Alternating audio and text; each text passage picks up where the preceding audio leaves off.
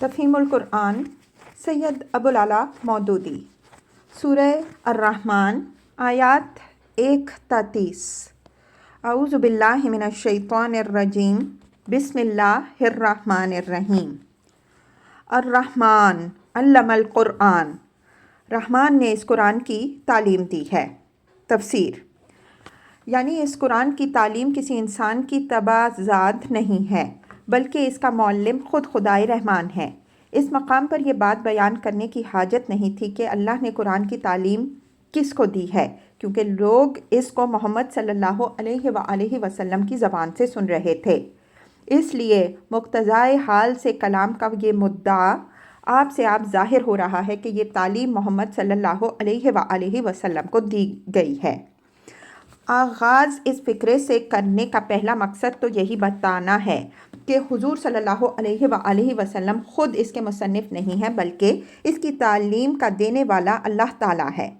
مزید برآں دوسرا ایک مقصد اور بھی ہے جس کی طرف رحمان اشارہ کر رہا ہے۔ اگر بات صرف اتنی ہی کہنی ہوتی کہ یہ تعلیم اللہ کی طرف سے ہے، نبی کی تبع ذات نہیں ہے، تو اللہ کا اس میں ذات چھوڑ کر کوئی اس میں صفت استعمال کرنے کی حاجت نہ تھی، اور اس میں صفت استعمال کرنا ہوتا تو محض اس مضمون کو ادا کرنے کے لیے اسماء الہیہ میں سے کوئی اسم بھی اختیار کیا جا سکتا تھا۔ لیکن جب یہ کہنے کے بجائے اللہ نے یا خالق نے یا رزاق نے یہ تعلیم دی ہے، فرمایا یہ گیا کہ اس قرآن کی تعلیم رحمان نے دی ہے، تو اس سے خود بخود یہ مضمون نکل آیا کہ بندوں کی ہدایت کے لیے قرآن مجید کا نازل کیا جانا سراسر اللہ کی رحمت ہے۔ وہ چونکہ اپنی مخلوق پر بے انتہا مہربان ہے، اس لیے اس نے گوارا نہ کیا کہ تمہیں تاریکی میں بھٹکتا چھوڑ دے، اور اس کی رحمت اس بات کی مقتضی ہوئی کہ یہ قرآن بھیج کر تمہیں وہ علم عطا فرمائے جس پر دنیا میں تمہاری راست روی اور آخرت میں تمہاری فلاح کا انحصار ہے۔ خلق الانسان، اسی نے انسان کو پیدا کیا۔ تفسیر بالفاظ دیگر چونکہ اللہ تعالیٰ انسان کا خالق ہے اور خالق ہی کی یہ ذمہ داری ہے کہ اپنی مخلوق کی رہنمائی کرے اور اسے وہ راستہ بتائے جس سے وہ اپنا مقصد وجود پورا کر سکے، اس لیے اللہ تعالیٰ کی طرف سے قرآن کی اس تعلیم کا نازل ہونا محض اس کی رحمانیت ہی کا تقاضا نہیں ہے بلکہ اس کے خالق ہونے کا بھی لازمی اور فطری تقاضا ہے۔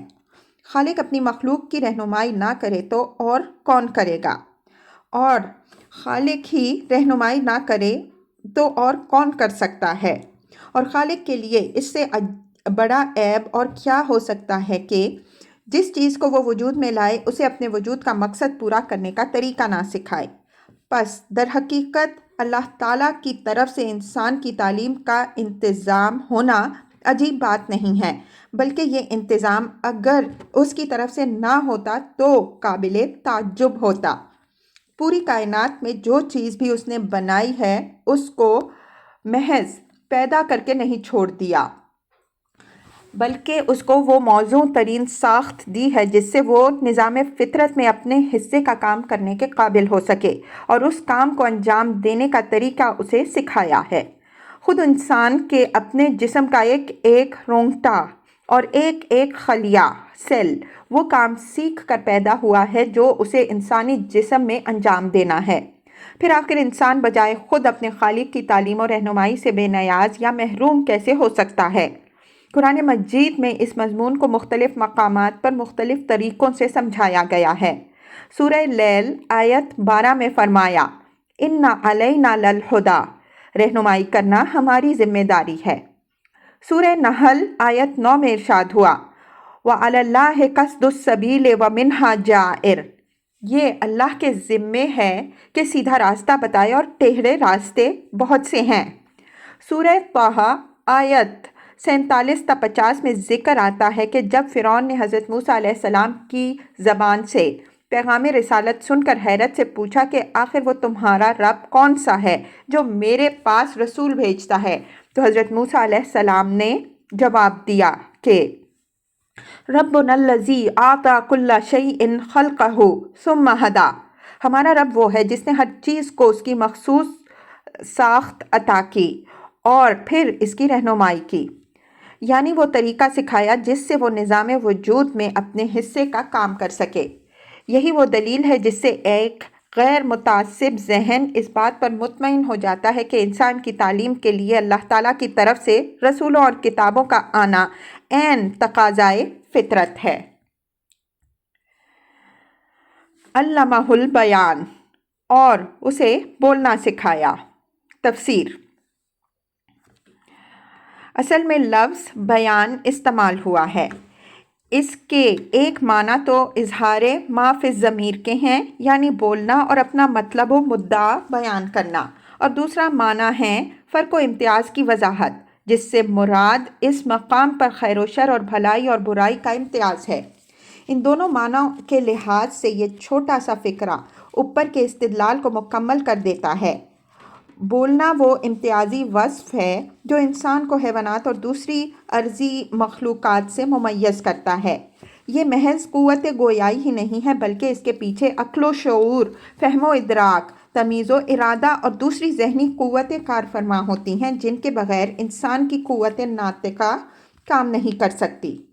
اس لیے بولنا دراصل انسان کے ذی شعور اور ذی اختیار مخلوق ہونے کی صریح علامت ہے، اور یہ امتیازی وصف جب اللہ تعالیٰ نے انسان کو عطا فرمایا ہے تو ظاہر ہے کہ اس کے لیے تعلیم کی نوعیت بھی وہ نہیں ہو سکتی جو بے شعور اور بے اختیار مخلوق کی رہنمائی کے لیے موزوں ہے۔ اسی طرح انسان کا دوسرا اہم ترین امتیازی وصف یہ ہے کہ اللہ تعالیٰ نے اس کے اندر ایک اخلاقی حس، مورل سینس رکھ دی ہے، جس کی وجہ سے وہ فطری طور پر نیکی اور بدی، حق اور ناحق، ظلم اور انصاف، بجا اور بے جا کے درمیان فرق کرتا ہے، اور یہ وجدان اور احساس انتہائی گمراہی اور جہالت کی حالت میں بھی اس کے اندر سے نہیں نکلتا۔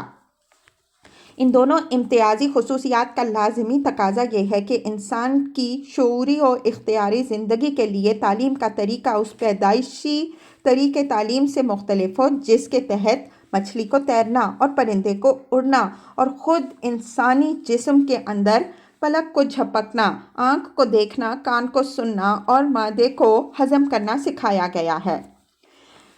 انسان خود اپنی زندگی کے اس شعبے میں استاد اور کتاب اور مدرسے اور تبلیغ و تلقین اور تحریر و تقریر اور بحث و استدلال جیسے ذرائع ہی کو وسیلہ تعلیم مانتا ہے، اور پیدائشی علم و شعور کو کافی نہیں سمجھتا۔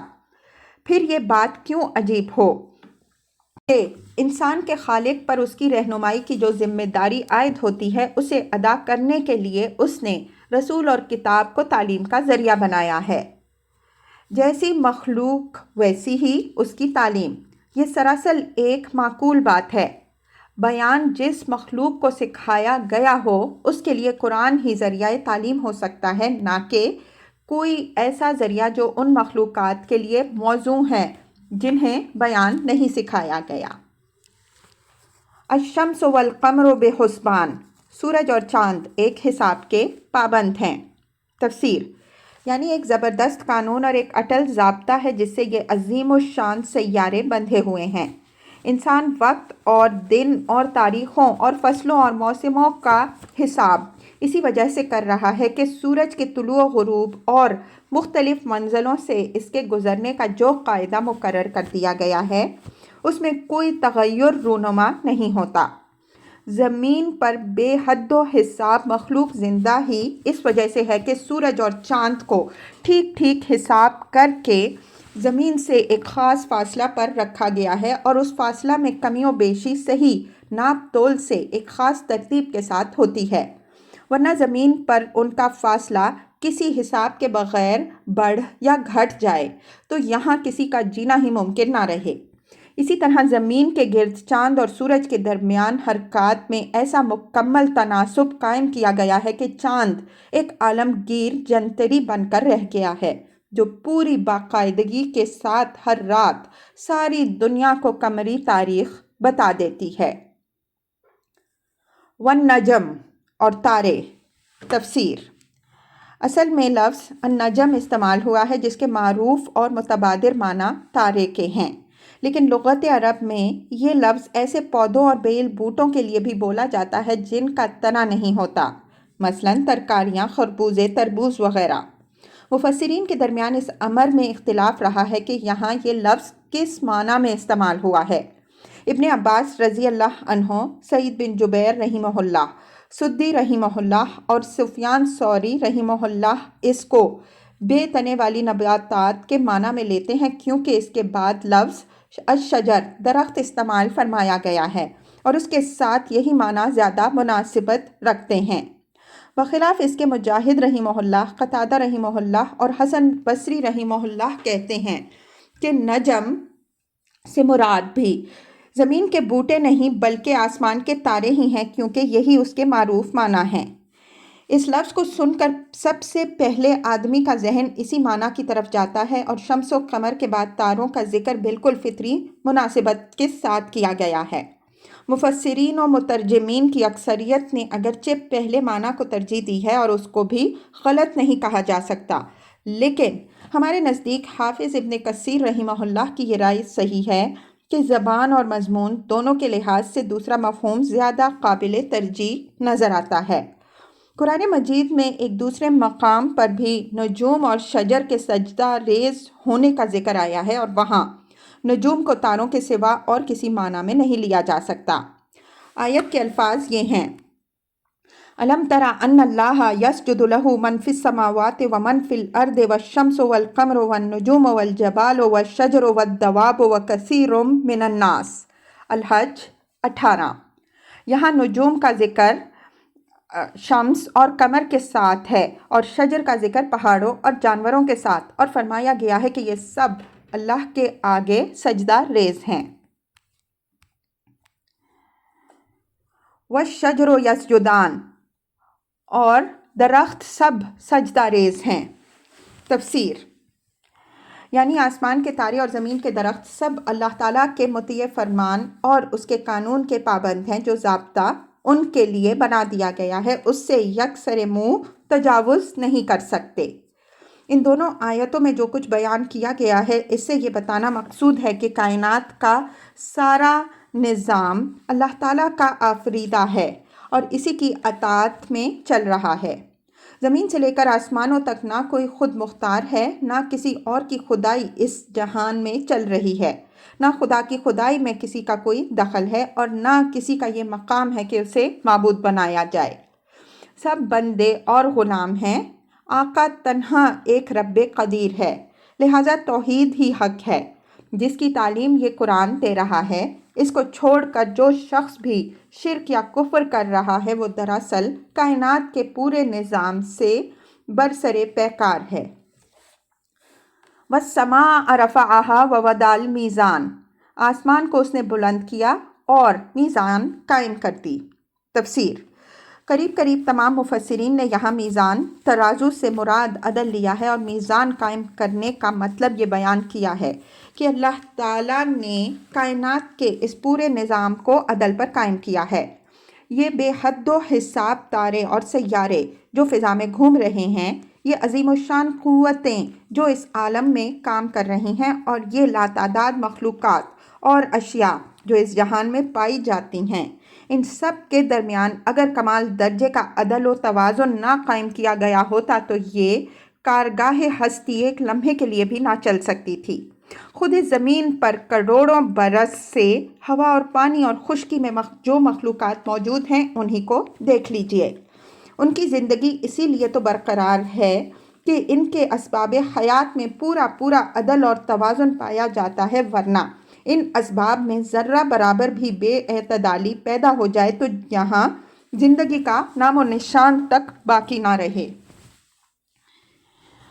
اللہ تطغوا فی المیزان، اس کا تقاضا ہے کہ تم میزان میں خلل نہ ڈالو۔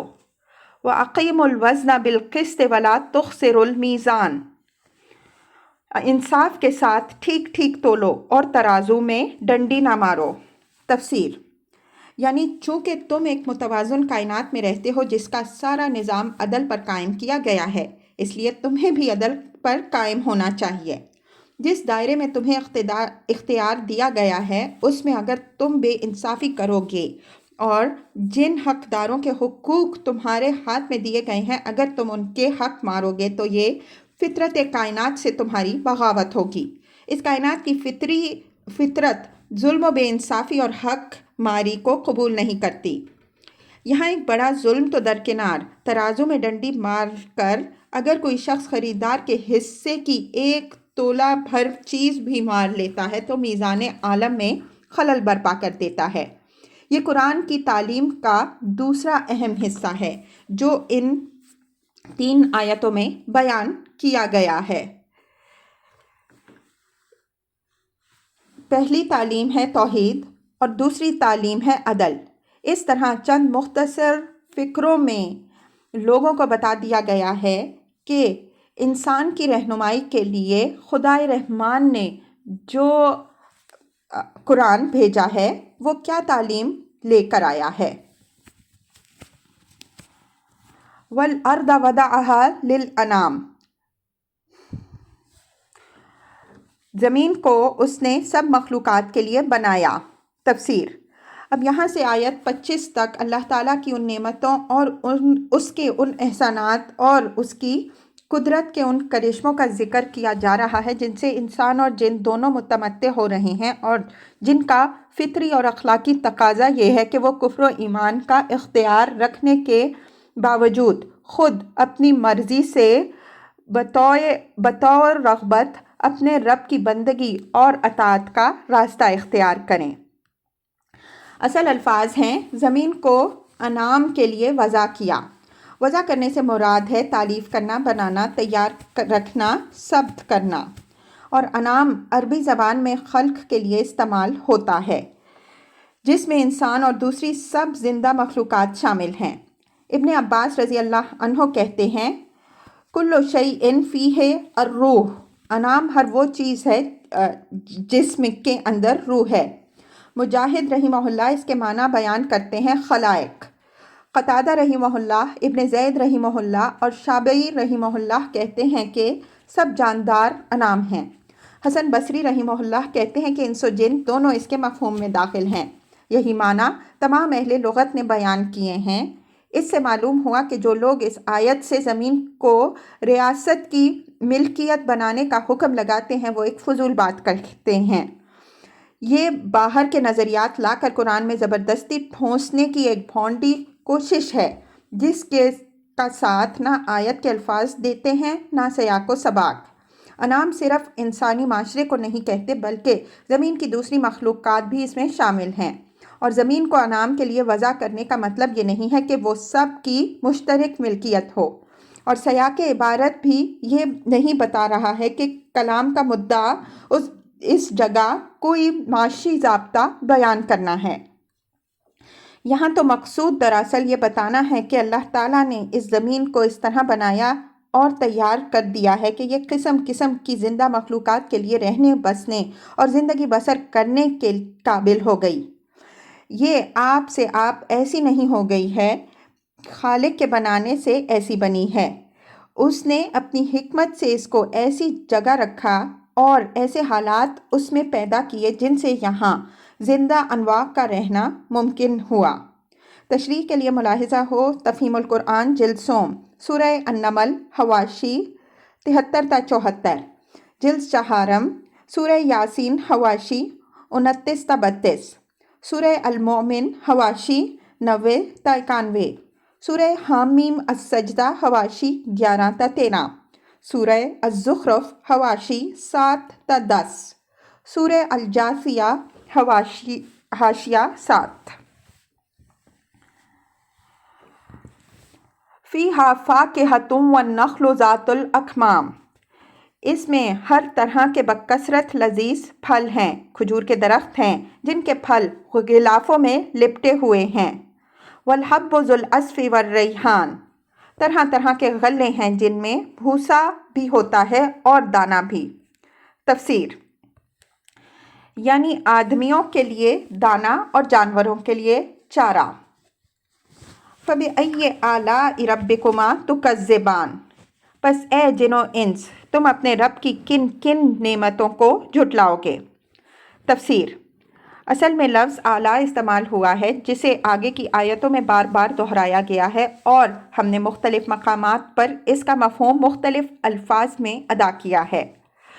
اس لیے آغاز ہی میں یہ سمجھ لینا چاہیے کہ اس لفظ میں معنی کی کتنی وسعت اور اس میں کیا کیا مفہومات شامل ہیں۔ اعلیٰ کے معنی اہل لغت اور اہل تفسیر نے بالعموم نعمتوں کے بیان کیے ہیں۔ تمام مترجمین نے بھی یہی اس لفظ کا ترجمہ کیا ہے، اور یہی معنی ابن عباس رضی اللہ عنہ، قتادہ رحمہ اللہ، حسن بصری رحمہ اللہ سے منقول ہیں۔ سب سے بڑی دلیل اس معنی کے صحیح ہونے کی یہ ہے کہ خود نبی صلی اللہ علیہ وآلہ وسلم نے جنوں کے اس قول کو نقل فرمایا ہے کہ وہ اس آیت کو سن کر بار بار لا بشیء من نعمت ربنا نکذب کہتے تھے۔ لہٰذا زمانہ حال کے بعض محققین کی اس رائے سے ہمیں اتفاق نہیں کہ اعلیٰ نعمتوں کے معنی میں سرے سے استعمال ہی نہیں ہوتا۔ دوسرے معنی اس لفظ کے قدرت اور عجائب قدرت یا کمالات قدرت کے ہیں۔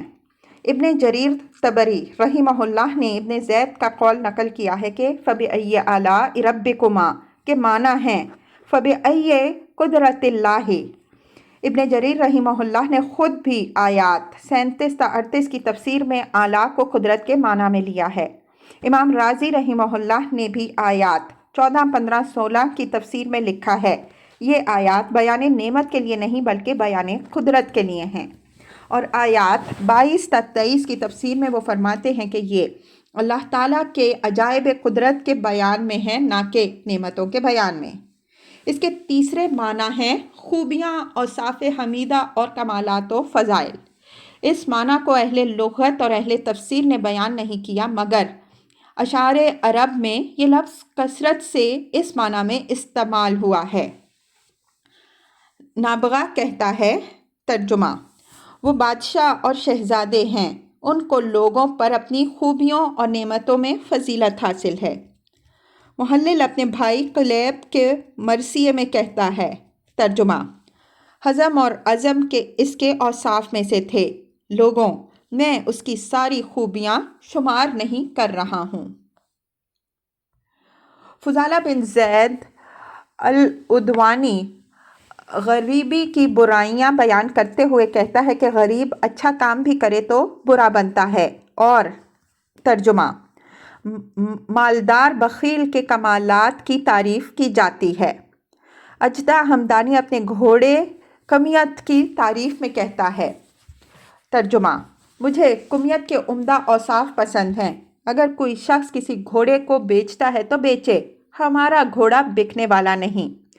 حماسہ کا ایک شاعر جس کا نام ابو تمام نے نہیں لیا ہے، اپنے ممدوح ولید بن ادھم کے اقتدار کا مرثیہ کہتا ہے، ترجمہ: جب کوئی شخص کسی مرنے والے کی خوبیاں بیان کرے تو خدا نہ کرے کہ ولید بن ادھم اس موقع پر فراموش ہو۔ اس پر اچھے حالات آتے ہیں تو پھولتا نہ تھا، اور کسی پر احسان کرتا تو جتاتا نہ تھا۔ طرفہ ایک شخص کی تعریف میں کہتا ہے، وہ کامل اور جوان مردی کے اوصاف کا جامع ہے، شریف ہے، سرداروں کا سردار، دریا دل۔ ان شواہد و نظائر کو نگاہ میں رکھ کر ہم نے لفظ اعلیٰ کو اس کے وسیع معنی میں لیا ہے، اور ہر جگہ موقع و محل کے لحاظ سے اس کے جو معنی مناسب تر نظر آئے ہیں وہی ترجمے میں درج کر دیے ہیں۔ لیکن بعض مقامات پر ایک ہی جگہ اعلیٰ کے کئی مفہوم ہو سکتے ہیں، اور ترجمے کی مجبوریوں سے ہم کو اس کے ایک ہی معنی اختیار کرنے پڑے ہیں، کیونکہ اردو زبان میں کوئی لفظ اتنا جامع نہیں ہے کہ وہ ان سارے مفہومات کو بیک وقت ادا کر سکے۔ مثلاً اس آیت میں زمین کی تخلیق اور اس میں مخلوقات کی رزق رسانی کے بہترین انتظامات کا ذکر کرنے کے بعد فرمایا گیا ہے کہ تم اپنے رب کے کن کن اعلیٰ کو جھٹلاؤ گے۔ اس موقع پر اعلیٰ صرف نعمتوں کے معنی میں نہیں ہے، بلکہ اللہ جل شانہ کی قدرت کے کمالات اور اس کی صفات حمیدہ کے معنی میں بھی ہے۔ یہ اس کی قدرت کا کمال ہے کہ اس نے اس قرۂ خاکی کو اس عجیب طریقے سے بنایا کہ اس میں بے شمار اقسام کی زندہ مخلوقات رہتی ہیں، اور طرح طرح کے پھل اور غلے اس کے اندر پیدا ہوتے ہیں، اور یہ اس کی صفات حمیدہ ہیں کہ اس نے ان مخلوقات کو پیدا کرنے کے ساتھ ساتھ یہاں ان کی پرورش اور رزق رسانی کا انتظام بھی کیا، اور انتظام بھی اس شان کا کہ ان کی خوراک میں نری غذائیت ہی نہیں بلکہ لذت کام و دہن اور ذوق نظر کی بھی انگنت رعایتیں ہیں۔ اس سلسلے میں اللہ تعالیٰ کی کاریگری صرف ایک کمال کی طرف بطور نمونہ اشارہ کیا گیا ہے کہ کھجور کے درختوں میں پھل کس طرح غلافوں میں لپٹ کر پیدا کیا جاتا ہے۔ اس ایک مثال کو نگاہ میں رکھ کر ذرا دیکھیے کہ کیلے، انار، سنترے، ناریل اور دوسرے پھلوں کی پیکنگ میں آرٹ کے کیسے کیسے کمالات دکھائے گئے ہیں، اور یہ طرح طرح کے غلے اور دالیں اور حبوب جو ہم بے فکری کے ساتھ پکا پکا کر کھاتے ہیں، ان میں سے ہر ایک کو کیسی کیسی نفیس بالوں اور خوشوں کی شکل میں پیک کر کے اور نازک چھلکوں میں لپیٹ کر پیدا کیا جاتا ہے۔ جھٹلانے سے مراد وہ متعدد رویے ہیں جو اللہ تعالیٰ کی نعمتوں اور اس کی قدرت کے کرشموں اور اس کی صفات حمیدہ کے معاملے میں لوگ اختیار کرتے ہیں۔ مثلاً بعض لوگ سرے سے یہی نہیں مانتے کہ ان ساری چیزوں کا خالق اللہ تعالیٰ ہے۔ ان کا خیال ہے کہ یہ سب کچھ محض مادے کی اتفاقی ہیجان کا نتیجہ ہے یا ایک حادثہ ہے جس میں کسی حکمت اور سنائی کا کوئی دخل نہیں ہے۔ یہ کھلی تکذیب ہے۔ بعض دوسرے لوگ یہ تو تسلیم کرتے ہیں کہ ان چیزوں کا پیدا کرنے والا اللہ ہی ہے، مگر اس کے ساتھ دوسروں کو خدائی میں شریک ٹھہراتے ہیں، اس کی نعمتوں کا شکریہ دوسروں کو ادا کرتے ہیں اور اس کا رزق کھا کر دوسروں کے گن گاتے ہیں۔ یہ تکذیب کی ایک اور شکل ہے۔ ایک آدمی جب تسلیم کر لے کہ آپ نے اس پر فلاں احسان کیا ہے اور پھر اسی وقت آپ کے سامنے کسی ایسے شخص کا شکریہ ادا کرنے لگے جس نے در حقیقت اس پر وہ احسان نہیں کیا، تو آپ خود کہہ دیں گے کہ اس نے بدترین احسان فراموشی کا ارتکاب کیا ہے، کیونکہ اس کی یہ حرکت اس بات کا صریح ثبوت ہے کہ وہ آپ کو نہیں بلکہ اس شخص کو اپنا محسن مان رہا ہے جس کا وہ شکریہ ادا کر رہا ہے۔ کچھ اور لوگ ہیں جو ساری چیزوں کا خالق اور تمام نعمتوں کا دینے والا اللہ تعالیٰ کو مانتے ہیں، مگر اس بات کو نہیں مانتے کہ انہیں اپنے خالق و پروردگار کے احکام کی اطاعت اور اس کی ہدایات کی پیروی کرنی چاہیے۔ یہ احسان فراموشی اور انکار نعمت کی ایک اور صورت ہے، کیونکہ جو شخص یہ حرکت کرتا ہے وہ نعمت کو ماننے کے باوجود نعمت دینے والے کے حق کو جھٹلاتا ہے۔ کچھ اور لوگ زبان سے نہ نعمت کا انکار کرتے ہیں، نہ نعمت دینے والے کے حق کو جھٹلاتے ہیں، مگر عملاً ان کی زندگی اور ایک منکر و مکذب کی زندگی میں کوئی قابل ذکر فرق نہیں ہوتا۔ یہ تکذیب بالقول نہیں بلکہ تکذیب بالفعل ہے۔